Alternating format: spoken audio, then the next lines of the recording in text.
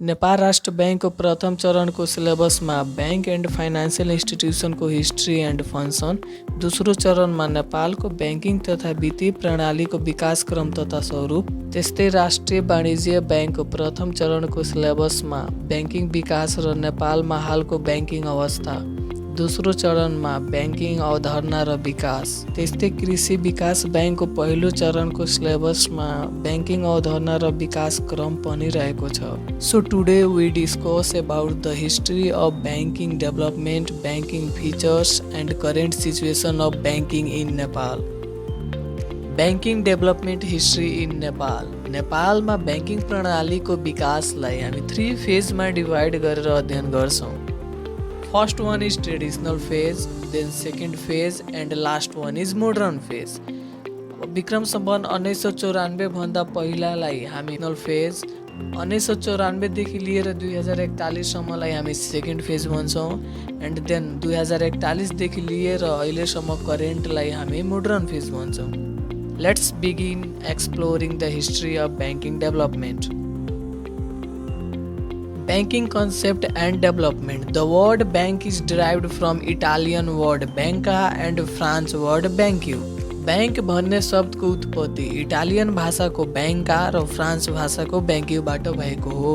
In Italian banca refers to bench और borrowing and lending money inside bench.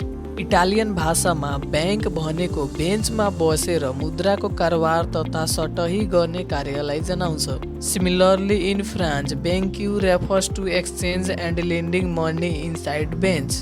France भाषामा bank भनेको बेन्चमा बसेर मुद्राको विनिमय तथा ऋण प्रदान गर्ने कार्यलाई जनाउँछ। Hence a bank is a financial institution that accept deposit from public and lending it. According to economist H.L. Hart, a bank is a person or institution which accept the deposit and pay it through check.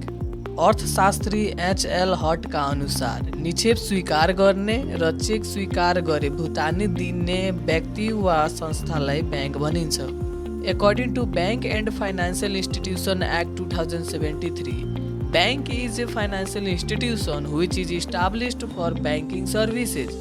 Bank तथा वित्तीय संस्था ऐन 2073 अनुसार bank भनेको banking तथा वित्तीय कारोबार गर्न स्थापना भएको सङ्गठित संस्था सम्झनु पर्दछ। By the above definition, bank refers to financial institution which accept deposit, provide loans, exchange the currency, remitting the money. Letter of credit, grantee, giving advances, transfer the funds, exchange foreign currency, credit creation, function of agent of customers. Bank भनेको निक्षेप स्वीकार गर्ने, check स्वीकार गरी भुक्तानी दिने, ब्याजमा ऋण प्रदान गर्ने, लेनदेन तथा आर्थिक कारोबार गर्ने, मुद्राको विनिमय गर्ने, विदेशी मुद्राको सटही गर्ने आदि हो। Now let's start about the banking development history in Nepal. Banking development history in Nepal. नेपालमा ब्याङ्किङ विकासलाई हामी 3 फेजमा डिभाइड गरेर अध्ययन गर्छौँ। First one is traditional phase, second phase and then modern phase. Traditional phase of banking development in Nepal. मनाङ्क was developed by king Manadeva. राजा मानदेवका पालामा मनाङ्क मुद्रा प्रचलनमा आएको थियो। गुणाङ्क was developed by king Guna Kamadeva. राजा गुण कामदेवका पालामा गुणाङ्क मुद्रा प्रचलनमा आएको थियो। King Anshu Verma and Vishnu Gupta issued metal coins. राजा अंशु वर्मा र विष्णु गुप्तका पालामा मेटल क्वाइन्स प्रचलनमा आएको थियो। किङ रत्नमल इस्युड ताम्मा क्वाइन्स। राजा रत्नमलका पालामा ताम्माका सिक्का प्रचलनमा आएको थियो। King Mahendra Malla issued silver coin. राजा महेन्द्रका पालामा चाँदीका सिक्का प्रचलनमा आएको थियो। King Jayaprakash Malla issue gold coin. राजा जयप्रकाश मलका पालामा सुनका सिक्का प्रचलनमा आएको थियो। King Prithvinarayan Shah introduced coin with his own name.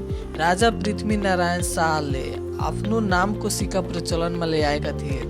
तेजरथ अड्डा was established by Randeep Singh in 1933 BS and provided loan to the public at 5% interest against valuable metal like gold, silver, etc. Vikram सम्बन्ध 1933 में रणदीप सिंहले तेजरथ अड्डाको स्थापना गरी सर्वसाधारणलाई 5% में सुन, चाँदी र महँगो धातु राखी ऋण प्रदान गर्ने गरेका थिए। टक्सार विभाग was established in 1989 BS and issued coin scientifically। Vikram सम्बन्ध 1989 में टक्सार विभागको स्थापना गरी वैज्ञानिक रूपमा सिक्का निष्कासन गरेको पाइन्छ।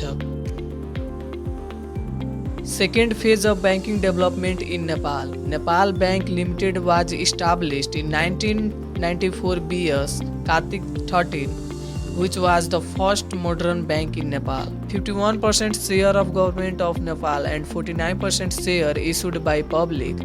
Authorized capital is rupees 12 crore.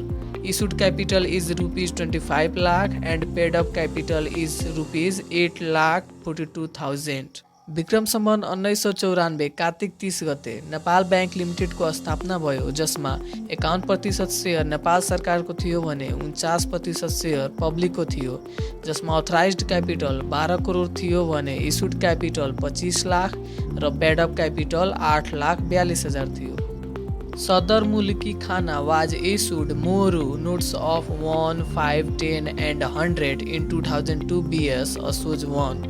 Vikram सम्बन्ध 2002 असोज 1 गते सदर मुल्की खानाले मोरू नोट्स 1, 5, 10 र 100 को निष्कासन गर्यो। नेपाल राष्ट्र bank was established in 2030 BS Baishakh 14 under the Nepal राष्ट्र bank act 2012।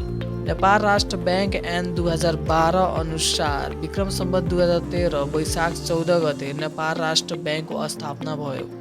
Nepal Industrial Development Corporation was established in 2016 Ashad 1 under Nepal Industrial Development Corporation Act 2016।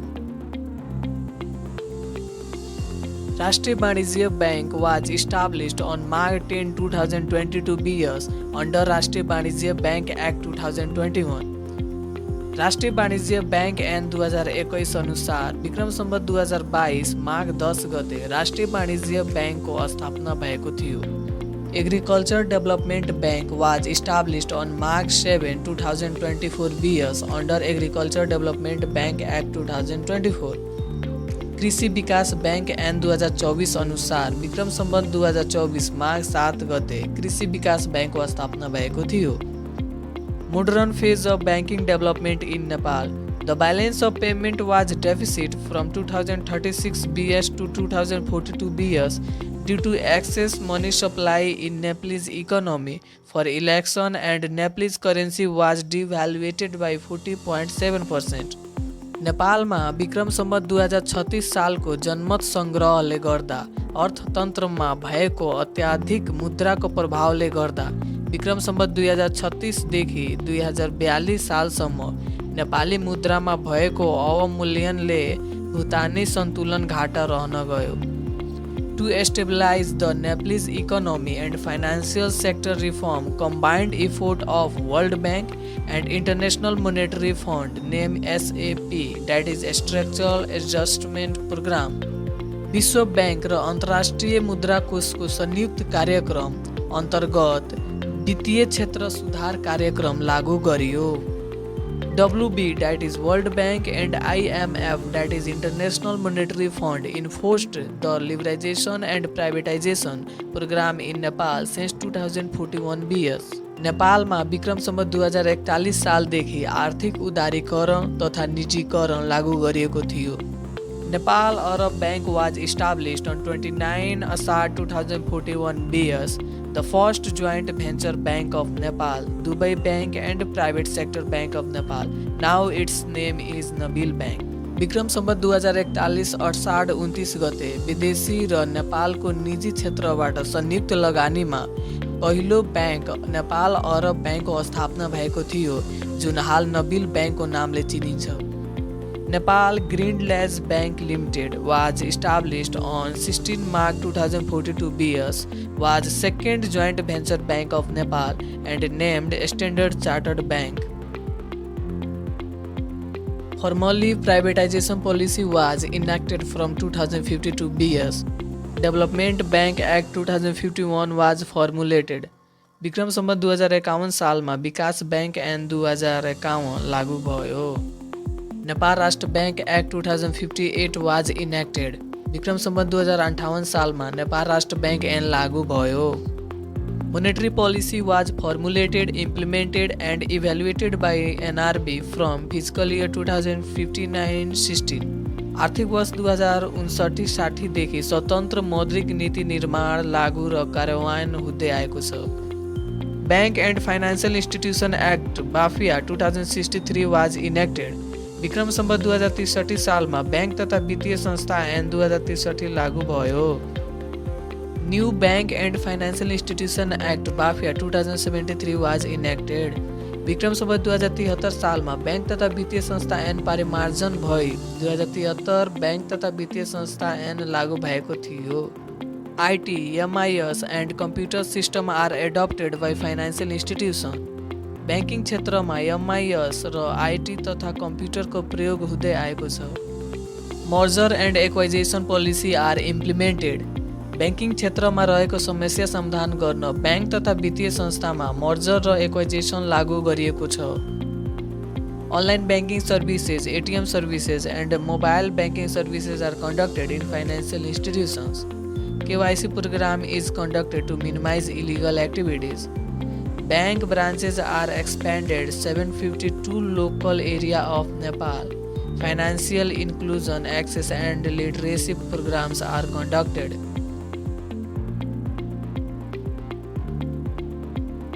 This is all about the banking concept and development and also evaluation of banking in Nepal. In next video, we discuss about the financial system in Nepal.